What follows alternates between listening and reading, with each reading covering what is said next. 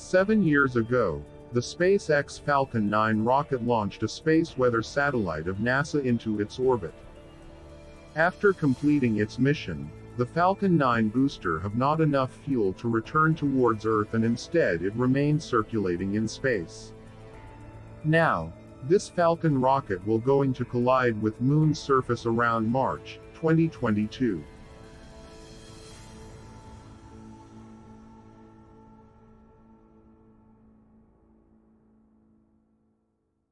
In 2015, SpaceX, as part of its commercial space exploration program, launched its Falcon 9 rocket. It joined thousands of other pieces of space junk that discarded after completing its work. But the abandoned Falcon rocket, after its mission, has been pulled by different gravitational forces of Earth, Sun and the Moon. And its path turned to become the chaotic one.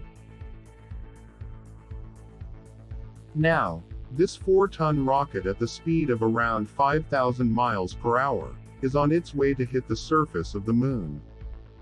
After it smashes into the Moon, it will leave a small crater on the Moon's surface. This rocket also threatens the other satellites that currently orbiting the Moon.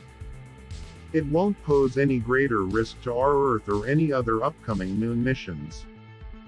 But the bigger question is how they going to tackle these problems in future.